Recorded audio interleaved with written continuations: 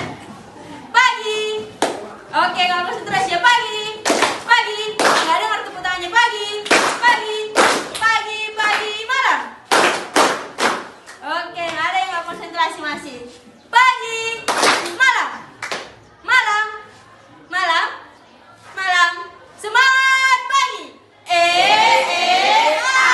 Kurang semangat. A. Oke. A. Terus A.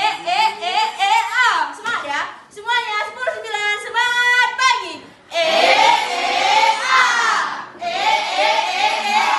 Kurang semangat, aku mau keluar semua lompatannya. Enggak apa-apa. Masa ragu-ragu? Kalau ada yang mau keluar barisan juga enggak apa-apa. Mana semangatnya? 10 9 Oke, tepuk tangan. Boleh duduk? Di sini perkenalkan. Di sini perkenalkan. Kami dari kelompok 3 sosiologi akan menyampaikan kepada teman-teman kelas sekalian terkait tentang hubungan sosial yang bertepatan pada bagian ketiga, yaitu bentuk-bentuk interaksi sosial.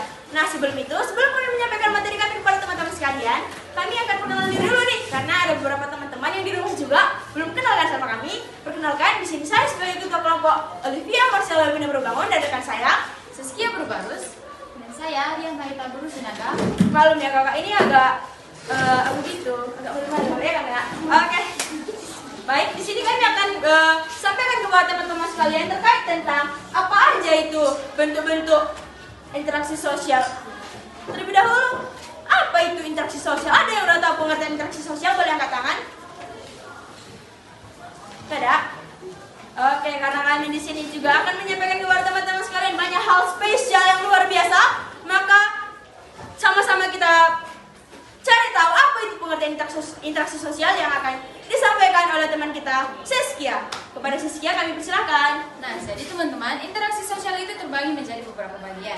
Yang pertama adalah kerjasama. Nah, kerjasama adalah didefinisikan sebagai suatu usaha bersama antara individu ataupun kelompok yang biasanya memiliki tujuan bersama. Nah, dan menurut Charles H. Coley, kerjasama timbul apabila seseorang dirinya menyadari bahwa dia memiliki tujuan yang sama bersama-sama dengan orang lain.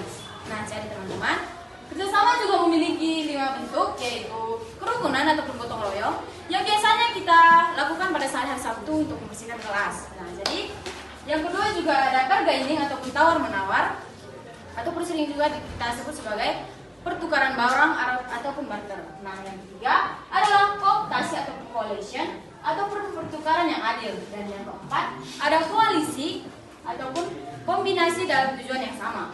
Yang terakhir adalah joint venture ataupun kerjasama perusahaan dan biasanya ini dilakukan antar perusahaan-perusahaan besar untuk melakukan proyek ataupun perhotelan-perhotelan yang ingin melakukan proyek-proyek besar. Nah, jadi sekian dari saya tentang kerjasama, dan kita akan masuk ke materi akomodasi yang akan dijelaskan oleh teman kita yang bernama Olivia.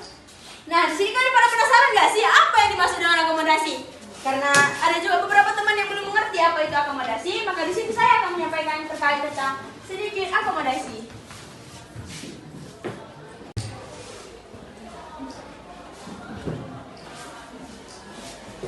Dan yang ketiga ada mengadakan kerjasama. Kayak mana sih mengadakan kerjasama ini? Kayak mana cara mengerjakan kerjasama dalam suatu akomodasi? Nah, di sini saya akan mengambil satu contoh, yaitu ialah contoh kerjasama antar individu yang berbeda kasta. Nah, seperti yang kita ketahui, udah tahu kan semua apa itu kasta? Yang kita ketahui ada kasta Brahma, ada kasta Sudra, dan ada kasta ada juga kasta yang lainnya. Nah, di sini maksudnya mengadakan kerjasama ialah dengan cara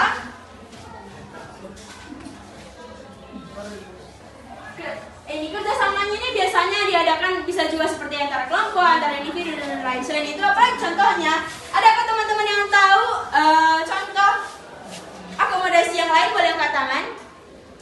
Ada door prize-nya juga kok, tenang. Nggak ada? Saskia tahu? Saskia nggak boleh ya. Jadi di sini saya akan sampaikan aja kepada teman-teman sekalian. salah satu ataupun tujuan yang lain selain itu bertiga. Yang pertama, yang terakhir ialah mengusahakan peleburan antara kelompok sosial yang terpisah, misalnya melalui perkawinan. Ngerti gak kayak mana maksud ini? Ngerti? Ngerti? Oke, jadi di sini saya akan sampaikan bagaimana cara mengusahakan peleburan antara kelompok sosial yang terpisah. Seperti yang kita ketahui, dalam negara kita ini ada banyak contoh-contoh perkawinan. Contohnya ada perkawinan antara sesama agama, ada perkawinan antara berbeda budaya, antara berbeda agama ataupun sesama agama, dan masih banyak lainnya. Ini merupakan salah satu contoh mengusahakan peleburan antara kelompok dengan kelompok sosial. Nah, selain itu adalah merupakan suatu pengertian atau ciri-ciri terkait tentang akomodasi yang sering kita sebut sebagai accommodation. Akomodasi sering kita sebut sebagai apa? Accommodation. Kurang dengar, ada yang nggak bilang nih, akomodasi sering kita sebut sebagai apa? Accommodation. Kalau lihat Asmantipa, maka dari itu kita akan memasuki materi tentang asimilasi. Kalian pada penasaran kan apa itu asimilasi? Maka dari itu kita dengarkan pengertian asimilasi dari Kak Arya. Kepada Kak Arya kami persilahkan. Di sini saya akan membahas tentang asimilasi. Nah, apa sih asimilasi itu? Asimilasi merupakan suatu usaha untuk mengurangi perbedaan antar individu atau antar kelompok guna mencapai kesepakatan berdasarkan kepentingan dan tujuan bersama. Menurut Quentin-Ningrat, asimilasi dapat terjadi jika di suatu kelompok memiliki perbedaan budaya. Ternyata, asimilasi memiliki faktor yang mempermudah dan faktor yang menghalangi. Faktor yang mempermudahnya ialah satu, sikap toleransi, dan yang kedua, keseimbangan dalam ekonomi. Dan faktor yang menghalangi yang pertama, adanya perbedaan ciri-ciri fisik, dan yang kedua, adanya input feeling yang kuat. Itu sekilas tentang asimilasi yang akan dilanjutkan oleh Saskia. Kepada Saskia kami persilahkan. Nah, jadi teman-teman, di sini kita lanjut ke materi berikutnya, yaitu tentang akulturasi. Jadi teman-teman, akulturasi adalah berpadunya dua kebudayaan yang berbeda dan membentuk kebudayaan yang baru tanpa menghilangkan budaya aslinya. Contohnya seperti Candi Borobudur yang menggabungkan antara kebudayaan Hindia dan juga kebudayaan Indonesia yang akhirnya menghasilkan kebudayaan baru tanpa menghilangkan kebudayaan aslinya. Jadi teman-teman, akulturasi juga memiliki beberapa ciri-ciri. Yang pertama adalah tidak menghilangkan budaya aslinya. Yang kedua, dilakukan secara bertahap. Dan yang ketiga adalah adanya penerimaan kebudayaan asing. Yang keempat atau yang terakhir, tidak menimbulkan konflik yang besar. Nah, teman-teman, kalau tadi asimilasi juga punya faktor, jadi akulturasi juga punya faktor nih. Jadi, faktor yang pertama adalah kontak antar budaya, ataupun semakin sering interaksi antar dua budaya, semakin cepat proses akulturasi terjadi. Nah, yang kedua, media ataupun teknologi, yaitu penyebaran budaya melalui internet, media sosial, ataupun media-media lainnya. Kalau nggak salah, orang ini ada beberapa bagian kekuasaannya. Bagian yang ini khusus untuk ini, bagian yang ini khusus untuk ini, bagian yang ini khusus untuk ini. Nah, bagian-bagian ini sendiri melihat bagaimana suara mereka terbanyak. Pemilihan suara ini ataupun sering kita sebut sebagai voting, ini merupakan salah satu persaingan yang dapat kita lihat dengan mata kita sendiri. Nah, selain itu, apalagi atau ada teman-teman sekalian yang mengetahui beberapa contoh persaingan yang lain selain yang tiga saya sebutkan? Sebenarnya ada banyak sih, ada nggak?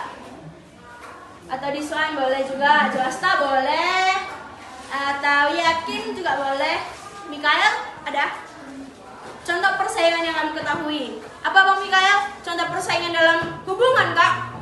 Boleh juga sih persaingan dalam hubungan. Gimana persaingan dalam hubungan? Nah, seperti yang kita ketahui, Bang Mikael itu adalah cowok, ialah yang sering kita sebut sebagai Starboy. Sebagai apa?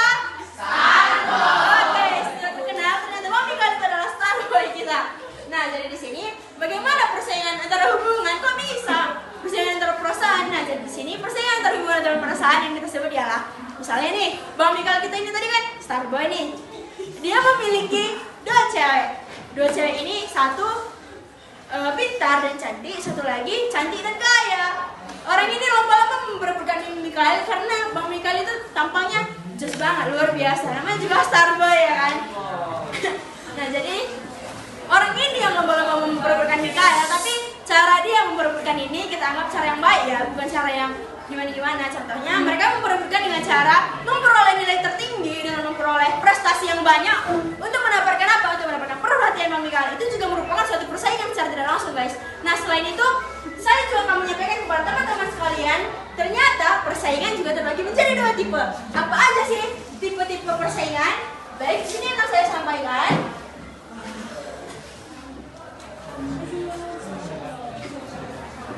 Nah, persaingan terbagi menjadi 2 tipe. Yang pertama, dia bersifat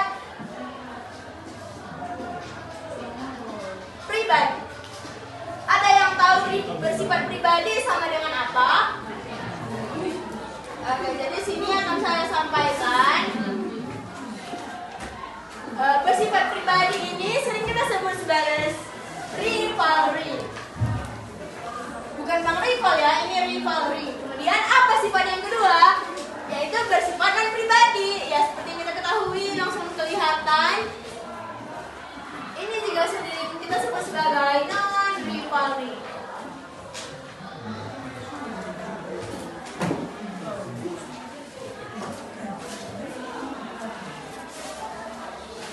Ada yang tahu bagaimana itu contoh sifat pribadi ataupun rivalry? Tadi juga udah tersinggung sedikit sih. Apa? Nah, Bang Jas tadi sih yang kedua kok. Masih berpikir? Atau ada teman-teman yang lain yang mengetahui kayak mana sih contoh sifat pribadi dalam persaingan? Ada yang tahu? Ada? Ada yang tahu?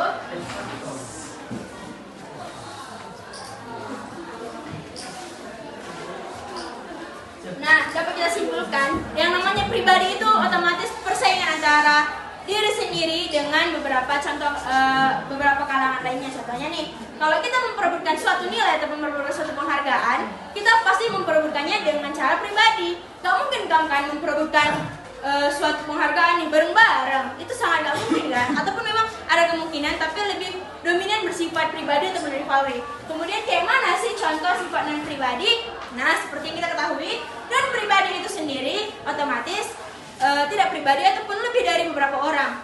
Bisa kita sebut sebagai kelompok. Kayak mana ini? Nah, jadi di sini non rivalry ini sendiri bisa kita lihat antara pemain sepak bola. Kayak mana pemain sepak bola ini kak bersaingnya? Cara mereka bersaing langsung. Contohnya bersaing pendidikan yang saya sampaikan tadi terlebih dahulu. Kalian tidak kontak langsung dalam bersaing gitu, nggak sampai tujuan, nggak sampai bentur-bentur, tapi kalian kayaknya secara nilai. Bahkan kita nggak tahu berapa nilai kita, mungkin ada yang tahu ada yang nggak gitu ya kan. Jadi selain itu, yang keempat ada dapat menimbulkan ketegangan sosial. Lanjut, itu merupakan ciri-ciri tentang persaingan. Kita akan memasuki terkait tentang materi kedua, yaitu kontravensi. Kepada teman kami Seskia, kami persilahkan. Oh sorry, ada sedikit kesalahan. Kepada teman kami Ria akan menyampaikan materi terkait kontravensi. Kepada Ria kami persilahkan. Kontravensi pada hakikatnya merupakan bentuk proses sosial yang berada di antara pertentangan dan persaingan. Menurut Leopold von Weiss dan Howard Becker, pertentangan memiliki 5 bentuk. Yang pertama umum, misalnya penolakan atau keengganan. Yang kedua sederhana, misalnya penyangkalan pernyataan orang lain di muka umum.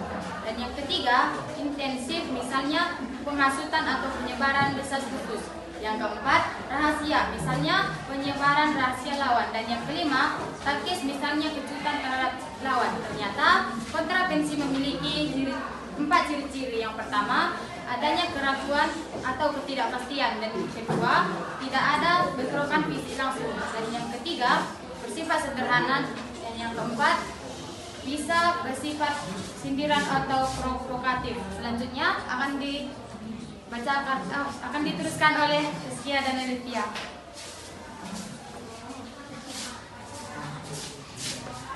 Oke teman-teman, jadi kita masuk ke materi yang terakhir, yaitu tentang pertentangan.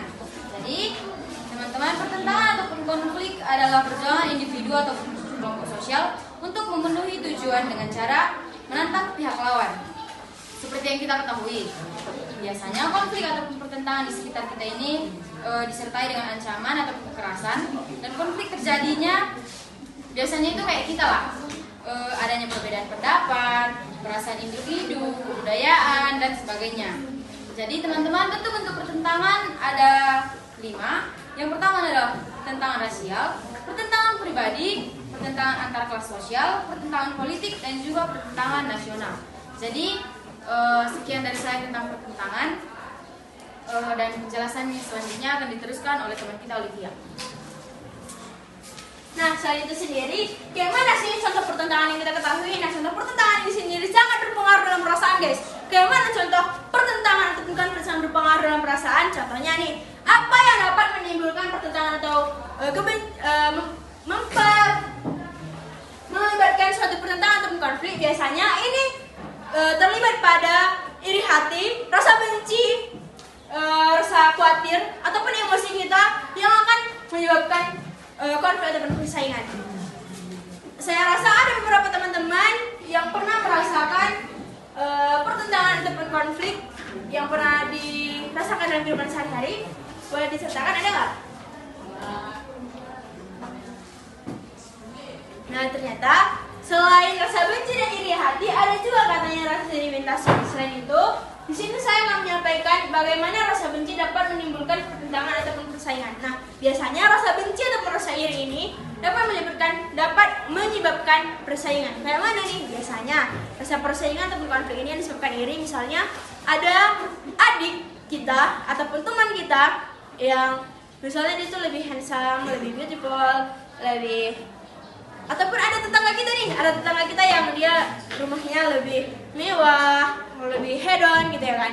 Biasanya kalau antar tetangga ini biasanya itu orang tua sih ya kan, ataupun beberapa orang yang dewasa. Bagaimana? Biasanya orang ini iri akan kemewahan atau akan keberadaan seseorang. Ya. Oke, ada nggak teman-teman yang memiliki pertanyaan? Angkat tangannya dong. Oke, kepada Prem, persilakan. Apa tujuan dari akomodasi? Oke, Prem, tadi kami sampaikan, tapi nggak apa-apa, mengedukasi teman-teman yang lain juga. Akomodasi memiliki beberapa tujuan. Yang pertama nih, menghasilkan sintesis ataupun titik temu. Yang kedua, mencegah terjadinya pertentangan. Dan yang ketiga ada mengadakan kerjasama. Sudah ngerti, Prem? Atau perlu dijelaskan lagi? Nggak usah. Teman-teman yang lain ada yang memiliki pertanyaan, boleh diangkat tangannya. Kalau enggak, angkat kakinya. Berarti angkat kakinya.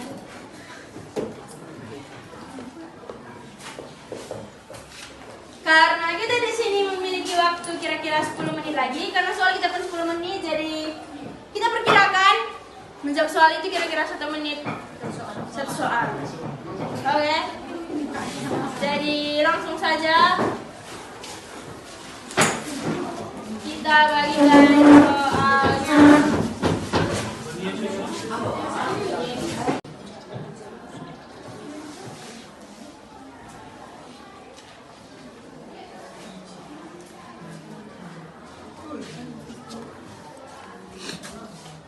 Susah, Jo.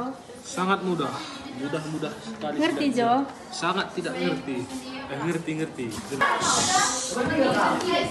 Ini sudah pukul menit.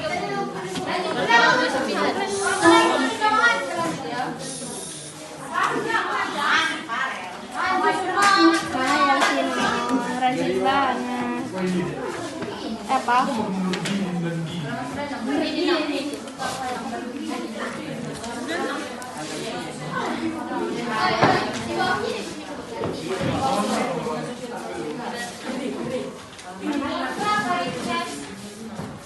Materi kami kemarin mulai 9 bulan.